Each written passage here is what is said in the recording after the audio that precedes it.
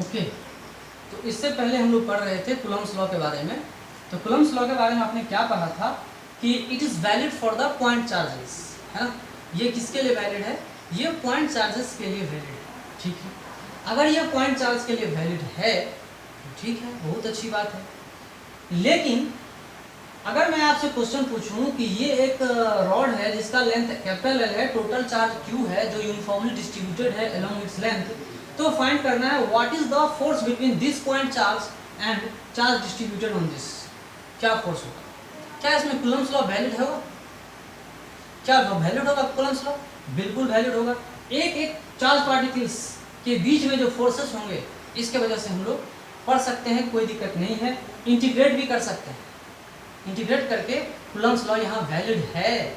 लेकिन चार्ज को आप कंसंट्रेट एक जगह नहीं कर सकते, चार्ज को आप एक जगह कंसंट्रेट नहीं कर सकते। लाइक क्या? ग्रेविटेशनल फोर्स की तरह हम उसको नहीं समझ सकते हैं। तो यहाँ पे इजी वे में हम लोग समझेंगे कि हमें फोर्स निकालना है, दिस चार्ज और ये रॉड है, इसके बीच में फोर्स निकालना है। What is the electrostatic force between them? चाहे अट्रैक्टिव हो, रिपल्सिव हो, उससे बहस नहीं है, बस हमें फोर्स की मैग्नीट्यूड चाहिए, कितना होगा। तो सबसे पहले हम लोग समझेंगे यहाँ से x डिस्टेंस पे एक एलिमेंट्री चार्ज को हम लोग समझते हैं। ये एलिमेंट्री चार्ज सबसे कम चार्ज है ना। सबसे कम चार्ज क्या है? dq, that is q by l into dx, q by l into dx, है ना। ये एलिमेंट्री चार्ज है, इसको हम dq कहते हैं। ये एलिमेंट्री चार्ज एक सिंगल पार्टिकल आप समझ लो, ये और इसके बीच में फोर्स कितना होगा?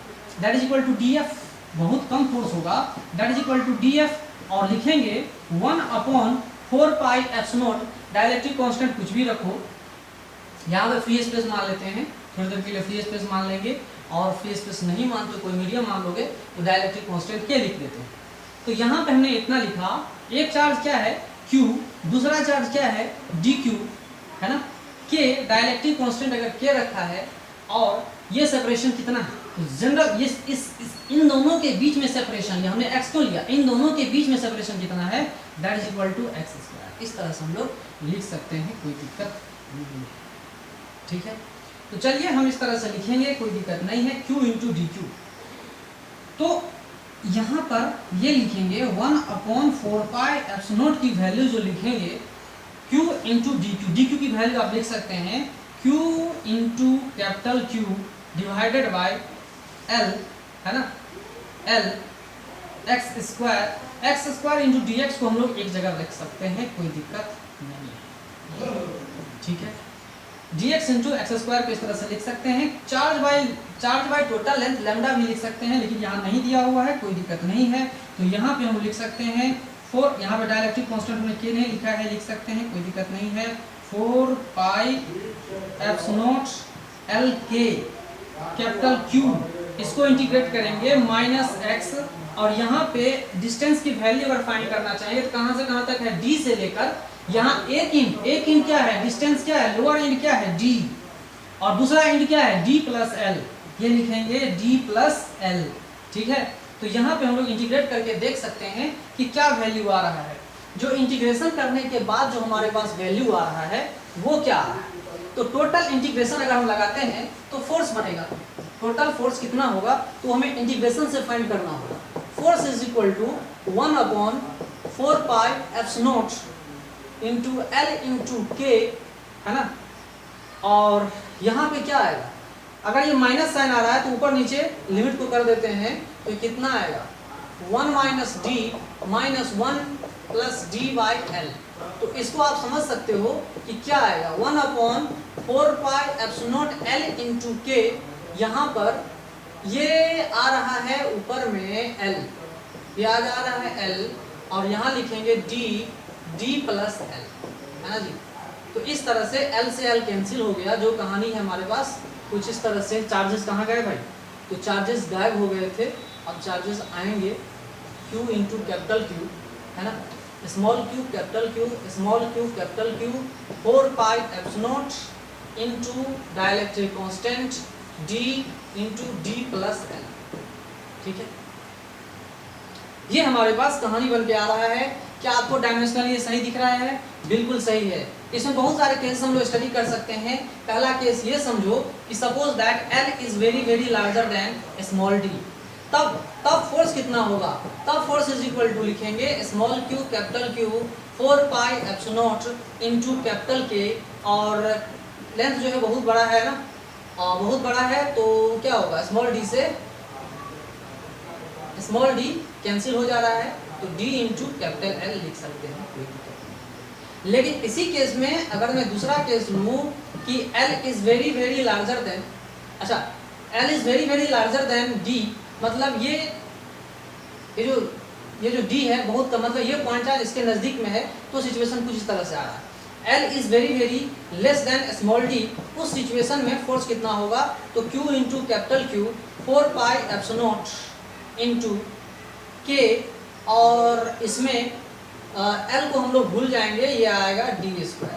अब ये क्या दिख रहा है, अब ये ऐसा दिख रहा है कि L इतना कम है कि मतलब पूरा का पूरा पॉइंट चार्ज, एक पूरा का पूरा चार्ज जो है एक जगह प्लेस किया हुआ है, एक जगह प्लेस किया हुआ है, तो फॉर्मूला यूज कर लेंगे कि कैपिटल Q यहाँ प्लेस किया हुआ है और स्मॉल q यहाँ प्लेस किया हुआ है, सेपरेशन इनके बीच में d दिया हुआ, लाइक दैट ही तो सिचुएशन आ रहा है, ये इस तरह सिचुएशन आ रहा है, और डाइलेक्ट्रिक कांस्टेंट k है, तो कहानी कुछ इस तरह से हमारे सामने प्रस्तुत हो रहा है। ओके, नेक्स्ट हम लोग आगे बढ़े।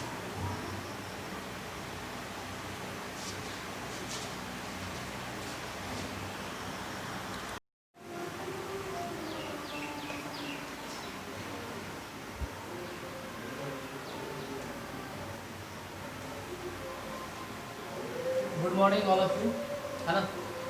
इलेक्ट्रोस्टैटिक हम लोग पढ़ रहे हैं, अभी जो हम लोग फिजिक्स में पढ़ रहे हैं वो क्या है, इलेक्ट्रोस्टैटिक्स है, काफ़ी इंपॉर्टेंट टॉपिक है, और इस टॉपिक के बाद करंट और इलेक्ट्रिसिटी हम लोग पढ़ेंगे। तो सबसे पहले आप ये समझो इलेक्ट्रोस्टैटिक इक्विलिब्रियम, इलेक्ट्रोस्टैटिक इक्विलिब्रियम को पढ़ने से पहले मैं क्वेश्चन दे रहा हूँ आपको, और उस क्वेश्चन को सॉल्व करोगे, काफ़ी ईजी क्वेश्चन है। मैंने एक पॉइंट चार्ज यहाँ क्यू रखा हुआ है, और यहाँ एक चार्ज कंडक्टर रखा हुआ है जिसके ऊपर टोटल चार्ज क्या है, कैपिटल क्यू। यह चार्ज कंडक्टर होलो भी हो सकता है और सॉलिड भी हो सकता है। तो आपको इस कहानी बताना है what is the force experience by this charge, इस स्मॉल चार्ज के पास कितना फोर्स होगा, ये कितना फोर्स एक्सपीरियंस कर रहा है ड्यू टू दिस कंडक्टर, इस कंडक्टर की वजह से कितना फोर्स एक्सपीरियंस कर रहा है। ठीक है, इस क्वेश्चन को आप लोग बनाओगे, है ना। जबकि इन दोनों के बीच में जो डिस्टेंस है वो स्मॉल d दिया हुआ है, कैपिटल Q इसका चार्ज है, स्मॉल q इसका चार्ज है, तो आप फाइंड करो फ्री स्पेस दिया हुआ है जिसकी डाइलेक्ट्रिक कांस्टेंट क्या है, 1 है। आप फाइंड करो, वीडियो पॉज करके क्वेश्चन को सॉल्व करने की कोशिश करो, है ना। चलिए इस क्वेश्चन को सॉल्व करते हैं, काफी इजी है। सबसे पहले हम लोग ये सोचेंगे कि ये अगर चार्ज कंडक्टर है तो चार्ज कंडक्टर के वजह से एक्सटर्नल पॉइंट, इस एक्सटर्नल पॉइंट पे कितना इलेक्ट्रिक फील्ड होगा, what is the electric field at this point, इस पॉइंट पे इलेक्ट्रिक फील्ड कितना होगा, ये टोटल चार्ज कितना है Q, तो कितना एक्सटर्नल पॉइंट, इस पॉइंट पे इलेक्ट्रिक फील्ड कितना होगा, फिर 4 से मल्टीप्लाई कर देंगे तो इलेक्ट्रिक फोर्स वहां पता चल जाएगा, है ना। और है ना, तो बताइए क्या होगा, काफी आसान है समझना। तो इस जगह फोर्स अगर निकालना चाह रहे हैं तो फोर्स कितना होगा, फोर्स अगर निकालना चाह रहे हैं तो लिखेंगे 1/4 पाई एप्सिलॉन नॉट, है ना। इसके वजह से कितना इलेक्ट्रिक फील्ड होगा वो पहले हम लोग निकाल लेंगे, अगर Q बाई एक्सटर्नल पॉइंट है ना, Q बाई d²। अगर इलेक्ट्रिक फील्ड हमने निकाल लिया और अगर हम उसको 4 से मल्टीप्लाई कर दिया तो हो गया फोर्स, ये मैग्नीट्यूड हमने निकाल के देख लिया है ना। अब सवाल ये है कि अगर सिमिलर चार्जेस है तो रिपल्सिव फोर्स होगा, इधर होगा, अगर अपोजिट इन नेचर है तो अट्रैक्टिव फोर्स होगा। ठीक है, काफी इजी था। तो इस सिचुएशन में आप समझ सकते थे, सोच सकते थे, इस सिचुएशन में जो प्रीवियस सिचुएशन जैसा नहीं है, इस सिचुएशन में आप सोच सकते थे कि पूरा का पूरा चार्ज यहाँ पे कंसंट्रेटेड, आप इस केस में सोच सकते हो अगर कोई चार्ज कंडक्टर है तो पूरा का पूरा चार्ज कहाँ कंसंट्रेटेड है, उसके सेंटर पे कंसंट्रेटेड है फॉर द एक्सटर्नल पॉइंट। तो इस तरह से हम लोग फोर्स को निकाल सकते हैं। लेकिन प्रीवियस प्रॉब्लम में हमने क्या देखा था कि रॉड था, यूनिफॉर्मली चार्ज था, लेकिन हम पूरे चार्ज को एक पॉइंट पे कंसंट्रेटेड नहीं सोच सकते थे, है ना। तो हमें इंटीग्रेट करना पड़ा था, लेकिन इस केस में आप काफी आसानी से समझ सकते हो। लाइक दैट आप ये भी कह सकते हो what is the force on this conductor due to this charge, तो आप ये भी कैलकुलेट कर सकते हो इतना फोर्स आ जाएगा, है ना। क्योंकि to every action there is an equal and opposite reaction, तो न्यूटन्स थर्ड लॉ से भी हम इसको समझ सकते हैं, कोई दिक्कत नहीं है। ठीक है, चलिए अगर एक चार्ज हमने यहाँ रखा है, अगर मान लो ये हॉलो कंडक्टर हो और इसके अंदर में हमने एक क्यू नॉट चार्ज प्लेस कर रखा है, कितना प्लेस कर रखा है, क्यू नॉट चार्ज, तो इन दोनों चार्ज के वजह से कितना इलेक्ट्रिक फोर्स होगा बताइए। ये जो एक चार्ज हमने रखा है यहाँ पर क्यू नॉट और यहाँ पर क्यू है, तो कितना इलेक्ट्रिक फोर्स इस पॉइंट के पास होगा ये बताना है। तो इस पूरे कंडक्टर के अंदर में इलेक्ट्रिक फील्ड क्या होता है, इलेक्ट्रिक फील्ड क्या होगा, जीरो हो जाएगा। इस चार्ज के वजह से इलेक्ट्रिक फील्ड कितना होगा, जीरो। किसी भी कंडक्टर के अंदर इलेक्ट्रिक फील्ड क्या होता है, जीरो होता है, ठीक है। और जीरो होने की वजह से वहाँ पे फोर्स क्या हो जाता है, जीरो हो जाता है। चलिए आगे चलते हैं हम लोग इलेक्ट्रोस्टैटिक इक्विलिब्रियम समझते हैं कि इलेक्ट्रोस्टैटिक इक्विलिब्रियम क्या होता है। तो इक्विलिब्रियम से आपको समझ में आ रहा होगा net force on the body is equal to zero, है ना। बॉडी इक्विलिब्रियम में क्या होता है, इलेक्ट्रोस्टैटिक इक्विलिब्रियम एक ऐसी चीज है ना, जिसमें बॉडी क्या है, इक्विलिब्रियम में। इक्विलिब्रियम का मतलब है net force on the body is equal to zero. Net force on the body is equal to zero, it means body is at rest और मूव विथ यूनिफॉर्म वेलोसिटी, है ना। लेकिन इलेक्ट्रोस्टैटिक इक्विलिब्रियम में जो body equilibrium में रहेगा, है ना, वो रेस्ट पे रहेगा। जो भी सिस्टम है, कोई चार्ज बॉडी होगा वो रेस्ट पे रहेगा। ये समझने वाली बात है। An equilibrium in which A charge body और सिस्टम रिमेन्स एट रेस्ट। जो चार्ज बॉडी है या सिस्टम है वो क्या होता है, रेस्ट पे रहता है। मतलब नेट फोर्स जो होता है वो क्या होता है, जीरो होता है। और इलेक्ट्रिक फील्ड इनसाइड, ये भी कह सकते हैं electric field inside a conductor is equal to zero in electrostatic equilibrium, ठीक है। तो ये आप समझ में आ रहा होगा कि बॉडी क्या होती है, रेस्ट पे रहता है ना। बॉडी को रेस्ट पे रहने से ही उसको हम इलेक्ट्रोस्टैटिक इक्विलिब्रियम कहते हैं। लेकिन इसका मतलब ये नहीं है कि net force is equal to zero हो। नेट फोर्स अगर इक्वल टू जीरो हो तो बॉडी इक्विलिब्रियम में रहेगा, डेफिनेट सी बात है, लेकिन मूव भी कर सकता है। तो इस बात को समझिए कि बॉडी अगर रेस्ट पर है, अगर बॉडी, इतना मैकेनिक्स में भी आपको समझना पड़ेगा, एक काफ़ी अच्छा कॉन्सेप्ट है कि अगर body, if body is at rest, अगर बॉडी क्या है कि रेस्ट पर है, मैकेनिक्स में भी काम आएगा आपको। अगर बॉडी रेस्ट पर है, इसका मतलब बॉडी के ऊपर नेट फोर्स क्या है, zero. Net force equal to zero, है ना। अगर बॉडी रेस्ट पर है तो net force equal to zero. लेकिन अगर बॉडी के ऊपर नेट फोर्स से इक्वल टू जीरो है, इसका मतलब ये नहीं है कि बॉडी रेस्ट पर है। इसका मतलब ये है कि बॉडी का नेट एक्सेलरेशन भी है वो क्या है, जीरो है। और नेट एक्सेलरेशन जीरो है, इसका दो मतलब होता है, या तो बॉडी क्या हो सकता है, एट रेस्ट पे हो सकता है, या नहीं तो दूसरा क्या होता है, move with uniform velocity. Move with uniform velocity, है ना, मूव विथ यूनिफॉर्म वेलोसिटी, ठीक है। तो इस तरह से हम लोग कहानी को पढ़ेंगे, ठीक है। इलेक्ट्रोस्टैटिक इक्विलिब्रियम में बॉडी ही रेस्ट पर है, तो बॉडी रेस्ट है तो सीधा कोई कह देगा net force equal to zero होगा, है ना। लेकिन मूव कर रहा हो, कांस्टेंट वेलोसिटी से मूव कर सकता है, यूनिफॉर्म वेलोसिटी से मूव कर सकता है, तो भी net force equal to zero हो सकता है। हमें पढ़ना है इलेक्ट्रोस्टैटिक इक्विलिब्रियम। और मैंने आपके सामने एक क्वेश्चन रखा है, इसी बेस पे बेसिक क्वेश्चन क्लियर करते हैं। 2 पॉइंट चार्जेस हमने फ्री स्पेस में रखे हुए हैं, जिसके बीच में डिस्टेंस क्या है, स्मॉल डी दिया हुआ है। Where should the third charge be placed on the line joining them such that net force on it is equal to zero. कहाँ इन दोनों के बीच में एक लाइन अगर ज्वाइन कर देते हैं, अगर हमने एक लाइन ज्वाइन कर रखा है ना, अगर हमने इन दोनों पॉइंट चार्ज के बीच में एक लाइन ज्वाइन कर रखा है, then where should the third charge be placed such that net force on that charge is equal to zero. Question को समझिए, 2 पॉइंट चार्ज हमने प्लेस कर रखे हैं Q1 एंड Q2, और थर्ड चार्ज को कहाँ रखेंगे, उनके लाइन ज्वाइनिंग पे, जहाँ उनका स्ट्रेट लाइन ज्वाइन कर रहा है उन दोनों का सेंटर, है ना, इन दोनों को ज्वाइन जो कर रहा है स्ट्रेट लाइन, उस स्ट्रेट लाइन पे कहाँ पे थर्ड चार्ज को रखेंगे। Where should the third charge be placed such that net force on third charge is equal to zero. कहाँ रखें, where should it be placed, कहाँ रखें, क्या बीच में रखेंगे या इधर रखेंगे या इधर रखेंगे। तो इसके लिए बहुत सारे केसेस हमारे सामने आएंगे, है ना, हमारे सामने बहुत सारे केसेस आएंगे।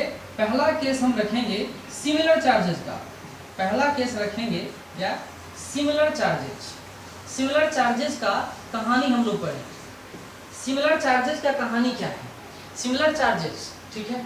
तो सिमिलर चार्जेस में क्या है, where should the third charge replace such that net force on is equal to zero. Simple सा है, सिंपलर चार्ज है, मतलब ये भी पॉजिटिव है, दोनों दोनों क्या है पॉजिटिव है। तो बीच में कहीं अगर हम थर्ड चार्ज को रखते हैं जिसकी वैल्यू कैपिटल क्यू है, तो इस सिचुएशन में देखिए कि ये Q1 और ये क्या है Q2। Q1 जो है, बात को समझो, ये दोनों पॉइंट चार्ज क्या है सिमिलर चार्जेज है ना, और ये मान लो ये भी उसी नेचर का। पहला हम लोग क्या सोचेंगे, ये चार्ज भी इन्हीं सिमिलर चार्ज लेते हैं, मतलब मान लो दोनों पॉजिटिव है या नहीं तो दोनों निगेटिव है।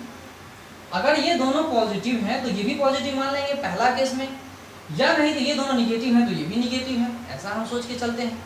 ठीक है, where should the third charge replaced from the first charge. First charge से हम अगर बोलते हैं कि फर्स्ट चार्ज से कहाँ रखेंगे थर्ड चार्ज को, कि net force on it is equal to zero, कि इसके ऊपर net force equal to zero. ठीक है, तो इनके बीच में कोई पोजीशन x हम देखते हैं कि क्या उसमें सेटिस्फाई कर रहा है। x किसी पोजीशन पे देखते हैं तो ये इसको रिपेल कर रहा है तो इधर धकेलेगा, ये भी इसको इधर रिपेल करके इधर धकेलेगा, तो हो सकता है net force equal to zero हो जाए। समझ में आ रहा? ये दोनों पॉइंट चार्ज हैं, अगर दोनों सब के सब सिमिलर चार्ज हैं, तीनों के तीनों सिमिलर चार्ज हैं, तो हो सकता है ये रिपेल कर इधर धकेले, ये रिपेल करके इधर धकेले, तो net force on it may be equal to zero. इसके ऊपर net force equal to zero हो सकता है। अब सोचते हैं कि ये मान लो दोनों पॉजिटिव हैं और ये क्या है, इन दोनों के अपोजिट है, ये दोनों पॉजिटिव ये निगेटिव। ठीक है, तो ये इसको इधर खींचेगा, ये इसको इधर खींचेगा, तो भी नेट फोर्स इक्वल टू इसके ऊपर क्या हो सकता है, जीरो हो सकता है। ऐसे सिचुएशन में भी जीरो हो सकता है। लेकिन इसी चार्ज को मैं इधर रखूं या इधर रखूं तो net force on it will not be equal to zero, तब इक्वल टू जीरो नहीं होगा। आप समझ भी सकते हो, क्योंकि अगर ये चार्ज हमने यहाँ रखा, अगर हमने चार्ज को यहाँ रखा तो ये चार्ज इसको रिपेल करके इधर धकेलेगा, ये भी चार्ज को रिपेल करके इधर धकेलेगा, नेट फोर्स यहाँ पे कैसे जीरो होगा, net force equal to zero नहीं आ रहा। लेकिन इस सिचुएशन में एफ नेट जो है वो क्या है, जीरो है ना, इसके ऊपर net force equal to zero हो सकता है। तो याद रखिएगा, सिमिलर चार्जेस के बीच में ही कहीं ना कहीं थर्ड चार्ज को प्लेस करेंगे कि उसके ऊपर में net force equal to zero होगा। और थर्ड चार्ज का नेचर कुछ भी हो सकता है, पॉजिटिव भी हो सकता है, निगेटिव भी हो सकता है। And nature of third charge can not be detected. Third charge के नेचर को हम डिटेक्ट नहीं कर सकते, बता नहीं सकते, ऐसे सिचुएशन में हम नहीं बता सकते, सिंपल केस में हम नहीं बता सकते। ठीक है, क्योंकि इसमें हमने सिर्फ इसको इक्विलिब्रियम रखा है, पूरे सिस्टम को इक्विलिब्रियम नहीं रखा है। हमने थर्ड चार्ज इक्विलिब्रियम में हमें फाइंड करना, where should the third charge be placed such that net force on it is equal to zero. Net force on it मतलब third charge. Where should the third charge be placed on the line joining them such that net force on it is equal to zero. तो इस condition में x find करना है। तो x find करना काफी आसान है, चाहे पॉजिटिव, दोनों पॉजिटिव हो जाएंगे तो ये निगेटिव हो जाए, या दोनों पॉजिटिव हो जाएगा ये भी पॉजिटिव हो जाएंगे, तो हर एक केस में आप क्या देखोगे कि net force equal to zero होगा। काफी आसान है समझना। और देखिए कैसे हम लोग फाइंड करेंगे net force on it is equal to zero. तो पहला इस केस को बाहर तो रहने वाला नहीं है, इस केस को देखो नेट फोर्स, तो इसकी वजह से इधर फोर्स है और इसकी वजह से इधर फोर्स है, तो force on Q is equal to zero है ना, force on capital Q is equal to zero. तो यहाँ पे देखिए क्या है, 1/4 पाई एप्सिलॉन नॉट, ये कांस्टेंट है, इसको हम यहाँ पे अवॉइड भी कर सकते हैं है ना। स्मॉल q, देखिए कैपिटल Q, यहाँ क्या लिख सकते हैं, capital Q small q1 divided by x square that is equal to 1/4 pi epsilon naught capital Q divided by d minus x square. ठीक है, ये दोनों कैंसिल कर दीजिए, कैपिटल Q भी कैंसिल हो जा रहा है, तो हमारा आंसर क्या हो रहा है, x फाइंड करना है। इसमें क्वाड्रेटिक भी आप देख रहे हैं, तो क्वाड्रेटिक को सॉल्व करने का एक ट्रिक है, काफ़ी आसानी से क्वाड्रेटिक को आप सॉल्व कर सकते हैं है ना। तो यहाँ पे आप Q1/Q2 रख दो और यहाँ पे सजा के लिखेंगे हम लोग है ना, पहले सजा के लिखेंगे Q1/Q2 that is equal to x plus d minus x का होल स्क्वायर लिख सकते हैं, कोई दिक्कत नहीं है। और दोनों तरफ अंडर रूट अगर डाल देते हैं तो ये x पता चल जा रहा है, x आपको सिंपल कैसे पता चल जाएगा तो मल्टीप्लाई करेंगे तो x का वैल्यू आप आसानी से फाइंड कर सकते हैं। ठीक है, इसको मल्टीप्लाई करेंगे तो क्या लिखेंगे, अगर मान लो ये कांस्टेंट k है ना, स्मॉल k हमने रख दिया तो क्या लिखेंगे, k d minus k x that is equal to x, है ना। इसको हम इस तरह से लिख सकते हैं तो क्या आएगा, x is equal to 1 plus k into that is equal to k d. ठीक है, तो x आप फाइंड कर सकते हो, x की वैल्यू क्या होगी, x इज इक्वल टू क्या लिखेंगे, के डी बाय 1 प्लस के, है ना, 1 प्लस के, इस तरह से हम लोग लिख सकते हैं, कोई दिक्कत नहीं है। और इसको आप लोग गौर से देखोगे तो कुछ पता चलेगा। इसको देखो, k is equal to root under Q1 into Q2, है ना, root under Q1 into root under Q1 by Q2, है ना,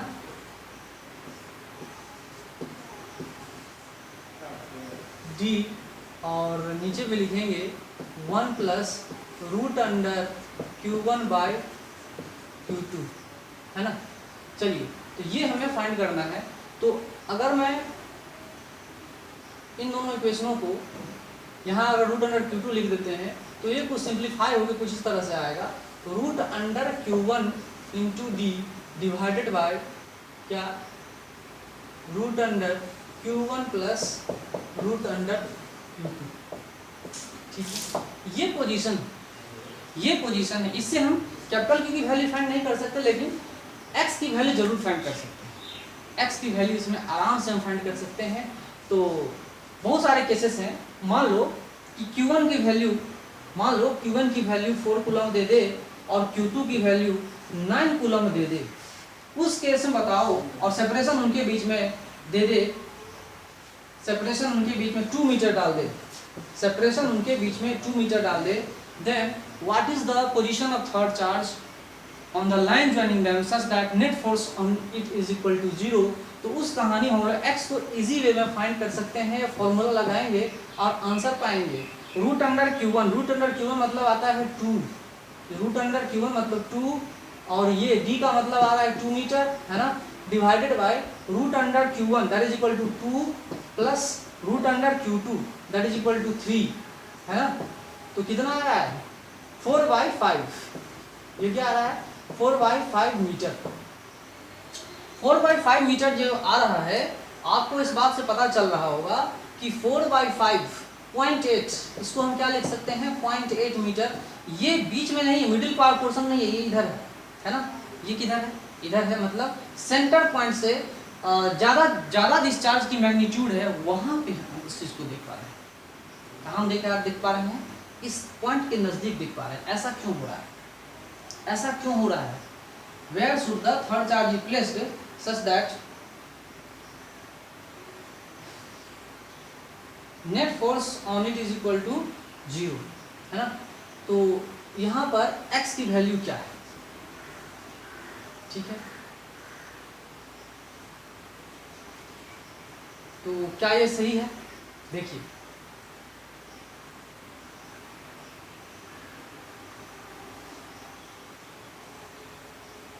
फोर बाई 0.8 मीटर, इस पॉइंट पर net force is equal to 0 आ रहा है। कैसे आया बताइए, क्या यह सही है। तो पहले इस फॉर्मूले को हम लोग डिराइव करेंगे, है ना, पहले इस फॉर्मूले को हम लोग डिराइव करके देखेंगे अच्छे से, फिर हम आगे बढ़ेंगे, है ना। ठीक है, देख लीजिए।